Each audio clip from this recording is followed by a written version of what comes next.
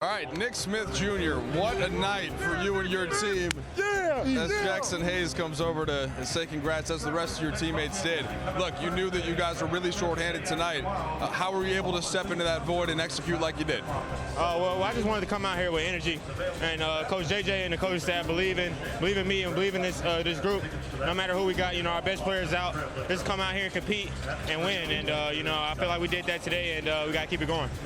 I mean, look, you're on a two-way. I know you're battling to get a full contract in the NBA like anybody else would, but the main focus being the team. Nonetheless, what does it feel like to come through in a moment like this? It's big for me, man, especially, having a coaching staff. It just give me the utmost confidence just to go out there and play my game. And, my teammates has definitely done a good job with me, just leading me in the right direction. And, I'm learning a lot, man, and, I'm just happy to be here.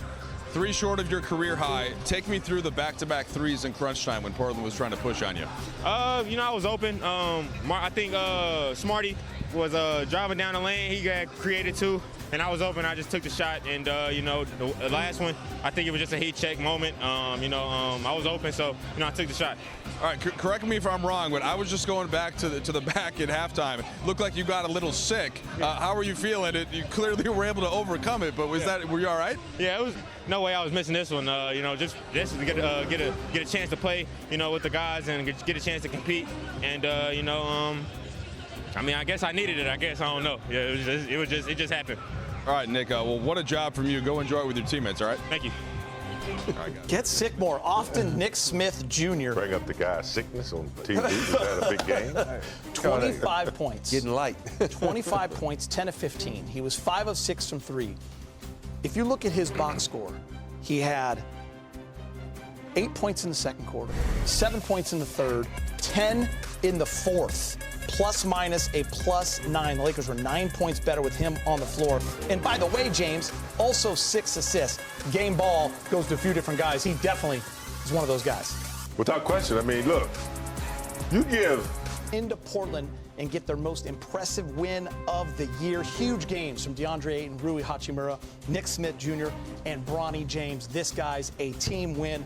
Lakers put up 123 points, big game, and they get it. Look, I'm going to have to go back to the original old school worthy clap when I was bouncing up in the chair. Because I've got to tell you. You want that one, big game? This might have been the best game of the year, in my opinion. They've had some good games, but this one, Geeter, it's indicative of what J.J. Redick has been putting out there to this team. Regardless of who's on the floor, the principles remain the same. You might not have the talented players, Luka, you might not have LeBron or Reeves, but you still have the same principles as a team. And I thought they worked it to the T. Tonight. I thought, it was just a really good game. Smith coming in, doing what he did. Rui, taking an 8 and coming back home to Portland, playing a good game. I just thought they did a good job defensively. And that was won the game for them. That was great. I just feel like when you look at these people that were in the game, they're all top 10 picks in the draft. So they probably saying, oh, this is what we can do if you let us play. Mm-hmm. And you look at the way Smart kind of kept everybody under control. They had a little problems bringing the ball in, and Smart said, let me take it upon myself to bring it up, get us in position. You look at what Ayton was able to do on the inside. I think Ayton probably knew everybody he was going up against because of all the days in practice. But you look at Nick Smith coming up, Junior coming off the bench, play with no fear.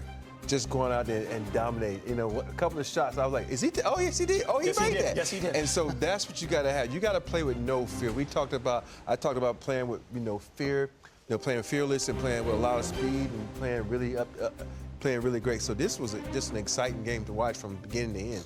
I thought this may have been Bronny's best game of his NBA career. He was awesome tonight. For a young kid that's been working toward, trying to get more experience, he came in when they needed him. He had some assists. 6. He had some assists. He had some big rebounds, kept the ball in play, hit a big 3.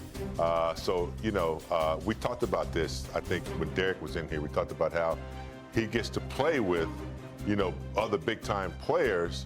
He'll learn more and adjust better. And I think, this is a good game for Bronny as well. Bronny also had 2 big free throws. Lakers have now won 4 in a row, 6 out of 7. And I know you guys were getting the same kind of text I was. Who's Nick Smith Jr.? James and Dalton Connect off the bench, but Allie, uphill fight for sure with no Austin, no Luka on top of LeBron and Gabe Vincent all being out. You have your kicks with you though, Mike, right? You can suit up. I don't think that is going to help the team a lot, but I am available to do my typical job. I'm going to try to do that well. That's all that matters. Thanks so much, Mike. We appreciate it. You guys were just kind of having this conversation, if you will, just the injuries and the amount of guys that are out. At the end of the day, when you look at it from a standpoint, I guess, the Lakers keeping the big picture in mind, the workloads for guys like Luka and Austin in particular, they are finishing a stretch of, this would be the 6th game in 9 days, so you can make some sense of it. Well, I know that if there are like nagging injuries, you know, contusions and things of that nature, sore groins, you don't want to push it. Rob will explain his theory that we talked about, but I think that, you know, you just don't want to take a chance. It has been, like you said, 6 out of 9. And it's early, and I'm just assuming they just want to be safe and not push it, you know, in a back-to-back game. And the groin that JJ just mentioned, Austin tweaked in the first quarter last night, but played through. Yeah, I think one of the things when you have a groin injury, I've torn my groin in college, and it's really hard the second day.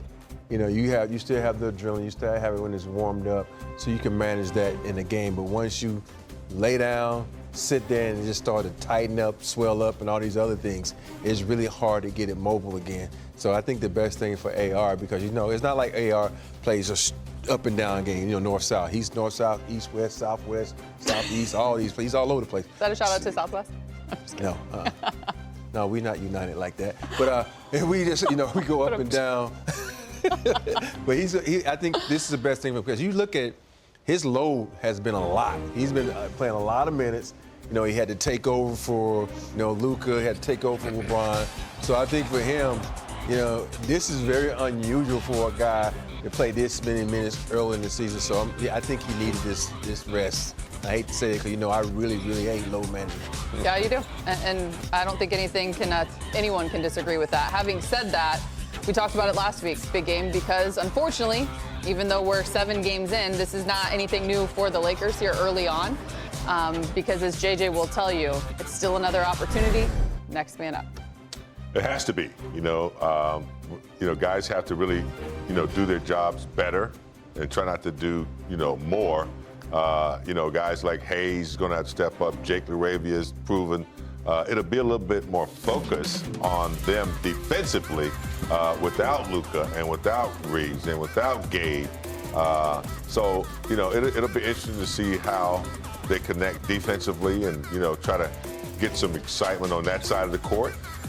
Maybe get some steals and turnovers, get some easier buckets and make it easier on themselves. But they will have a leader out there.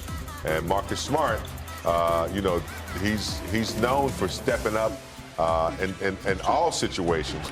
But knowing that the team is without, 4 or 5 players, he will play a key role in how he verbalizes and how he, you know, establish that aggressiveness on both ends of the floor.